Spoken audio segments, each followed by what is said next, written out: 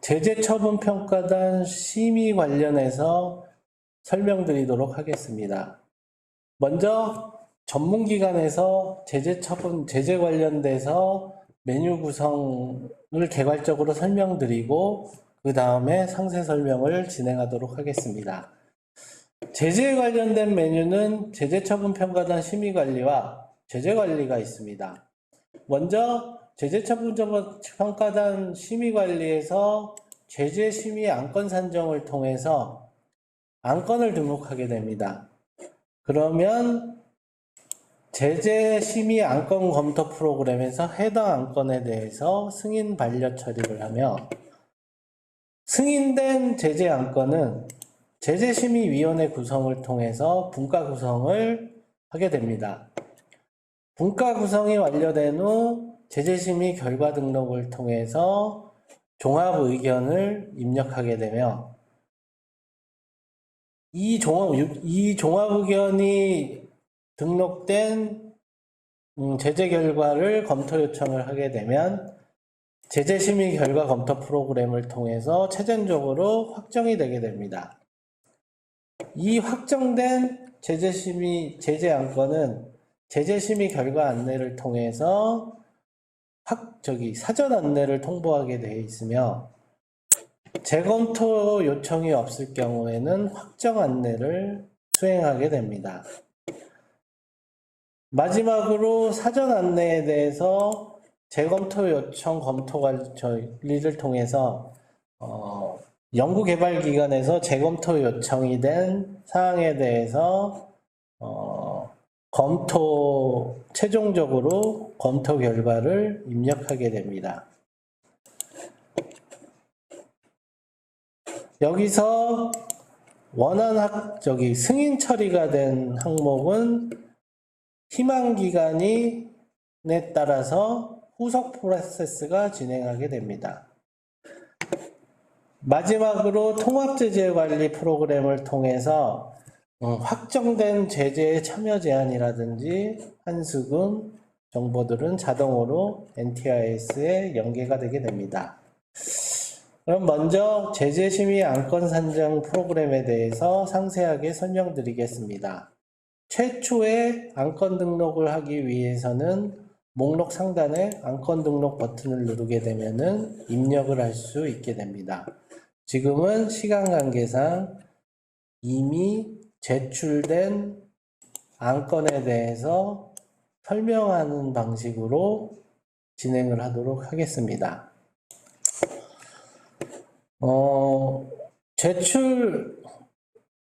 임시 저장된 안건에 대해서는 먼저 심의 대상을 선택하게 되어 있습니다.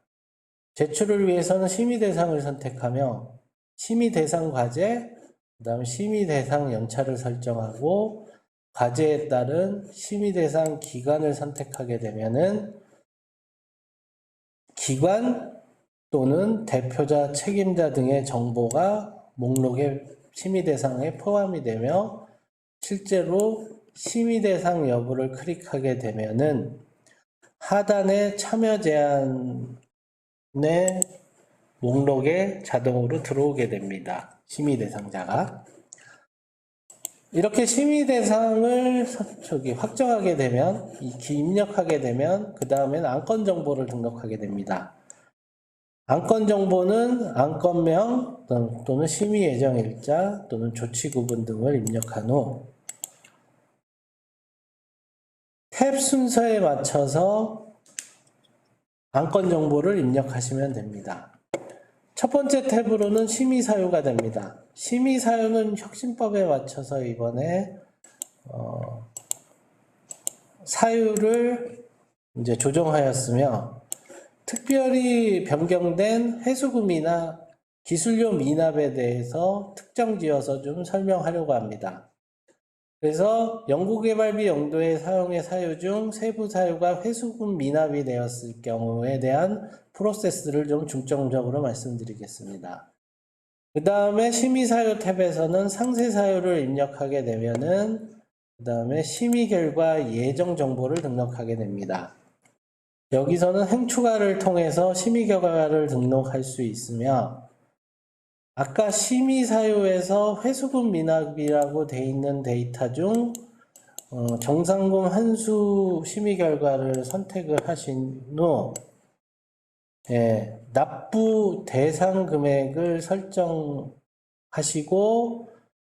그다음에 기술료 정상금 환수금에 대한 상세 정보 중 납부 계획을 선택해서 심의 결과 예정 정보를 입력하실 수 있습니다. 마지막으로 참여 제한 정보는 처음 세팅한 심의 대상에서 심의 대상 여부에 클릭된 심의 대상자 또는 기관 정보가 자동으로 목록에 들어오게 됩니다.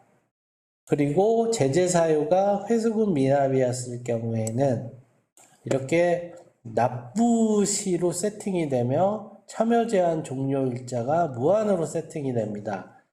즉 기술료나 회수금 미납이었을 경우, 즉 금액에 대한 미납이었을 경우에는 납부 시로 자동 설정이 됨을 보실 수가 있습니다.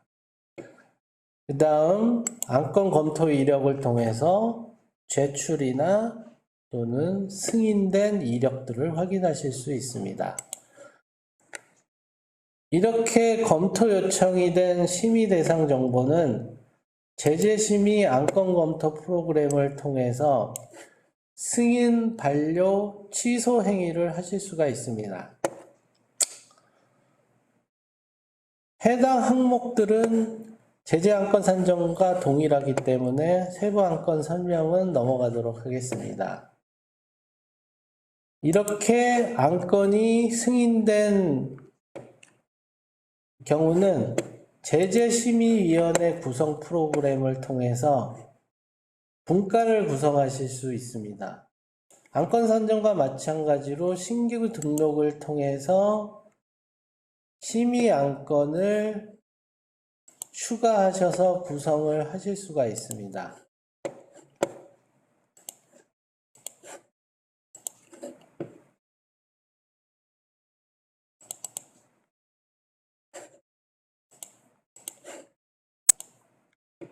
그 다음 심의의원 목록을 추가해서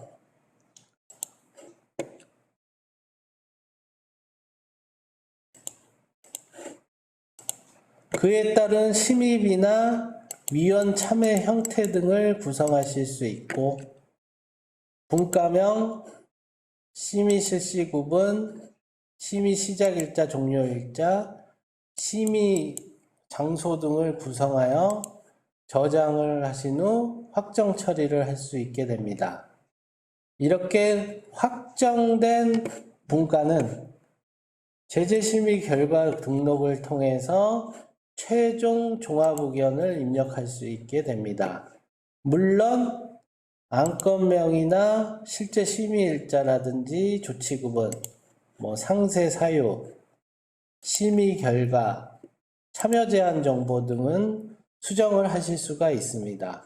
그리고 최종적으로 종합 의견을 넣게 되면 제재심의 결과 등록이 되고 검토 요청을 하실 수가 있습니다.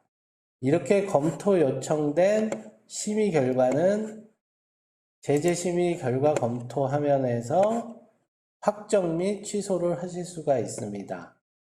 그리고 확정된 심의 결과는 제재심의 결과 안내 프로그램을 통해서 사전 안내를 통보할 수 있게 됩니다. 이렇게 사전 안내가 통보된 심의 결과는 연구개발기관에서 재검토 요청을 할 수가 있으며 문제가 있을 경우 이렇게 문제가 있어서 재검토 요청을 할 경우에는 재검토 요청 검토관리 화면에서 재검토 요청된 사항을 확인하실 수가 있습니다.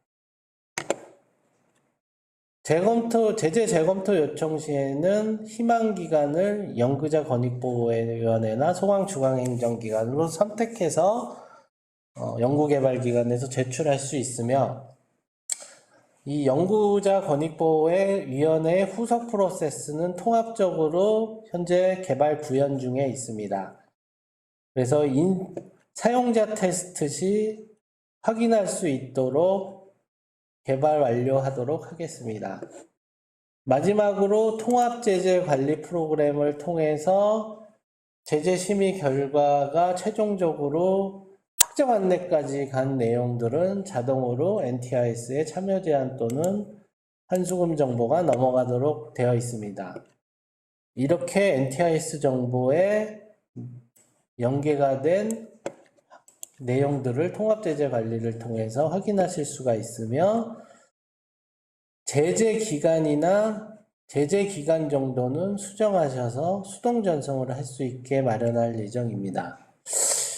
아까 제재심의 안건 산정에서 납부시로 참여 제한이 걸려져 있는 경우에는 자동적으로 가상계좌를 통해서 징수가 된 경우에는 자동적으로 NTIS에 해제가 되는 등 참여 제한 해제를 대부분 자동화해서 보여드릴 예정이며 통합 제재 관리 프로그램에서 해당 정보들을 확인할 수 있도록 전송 이력 정보를 표현해 드릴 예정입니다. 이상으로 제재처분평가단 심의관리위원회에 대해서 말씀